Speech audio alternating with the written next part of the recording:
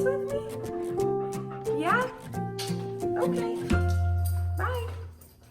Hi guys, welcome back to my channel. My name is Kara, and today we are talking about the 5 easiest houseplants for beginners. So a lot of you guys have reached out to me over on Instagram asking me questions from how much soil and sunlight or how much do you water a plant, along with what are the easiest beginner plants for me if I want to start a houseplant collection. I've been doing this for about 3 years now, so I have learned a lot and I have unfortunately killed a lot, but now all my plants are pretty much thriving. And I just want to say, if you are watching this video, it's probably because you are excited about houseplants, you want to learn about them, or you want to start your collection.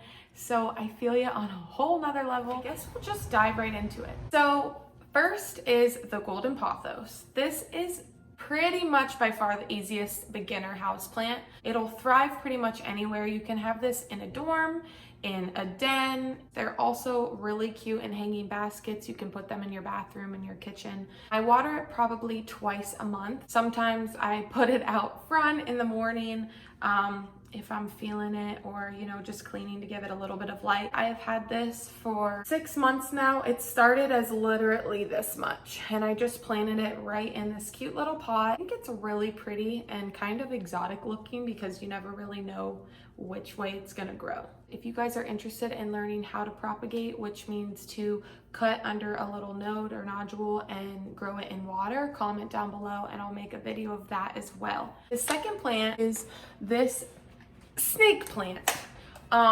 These are by far, along with the golden pothos, like the easiest plant to take care of. This lives in the corner of our house where it is a little bit dark, and you can see it's still thriving. Like, there's so many little babies that are growing. I do not like to water him more than once every 2 months. I don't know what it is about snake plants, but once you water them, their soil is moist for literally months. Another great benefit about snake plants is they detoxify the air more than almost, I think it's 85% of common houseplants. They detoxify carbon dioxide, a bunch of just toxins. It's really good at filtering the air and purifying it. And yeah, so this I've had for about 2 years now, and I really love the snake plant. Moving right along. The next plant I want to talk to you guys about is the Marana Lucanera, which is also known as a prayer plant. The reason they call them a prayer plant is because at night they will actually raise their leaves up into almost a prayer position. So just that alone, I just feel like they're very special. These plants are fairly easy to take care of. They're not as easy as a pothos or snake plant, which really you don't have to give much attention to. They do like direct sunlight, but I don't recommend leaving them in a windowsill because the bright light will affect their leaves and kind of bleach them out.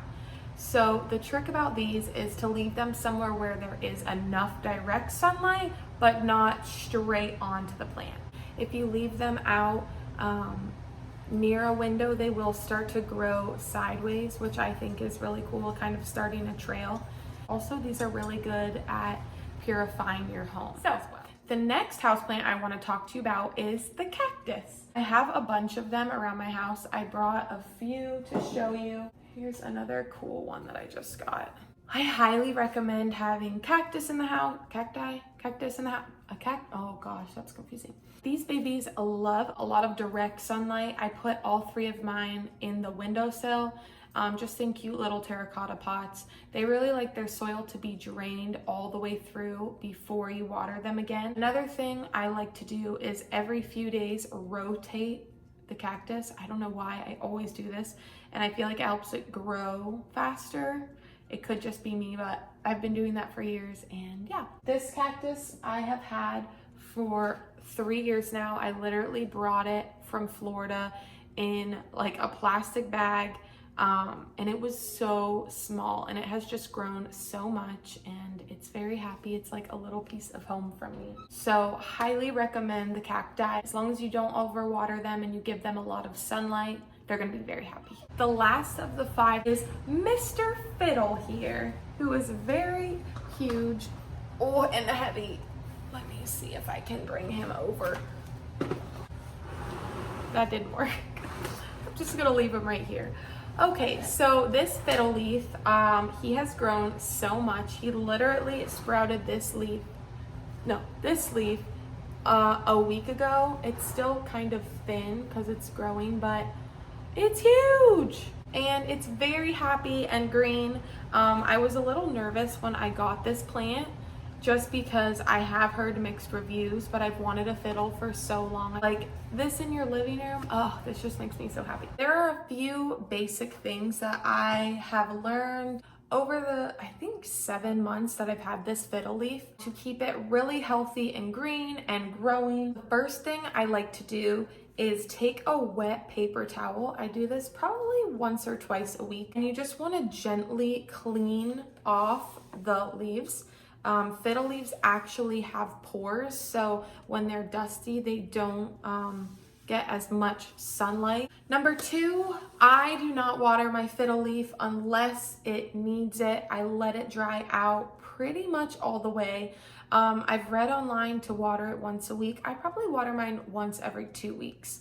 I mean, it seems to be really happy with how much I'm watering it. Definitely don't want to leave it sitting in water because it will get root rot, and that's not good. I put it in front of the window and every day I turn it because it's so big. I want the soil all around and the leaves to take in that sunlight. So before I end this video, I want to talk to you guys about this moisture meter. This is one of my favorite plant household products. I use this every time I water my plants. I will stick it in the plant and it will tell me if it needs water. For most of my house plants, I wait until it's pretty much dry to water them again.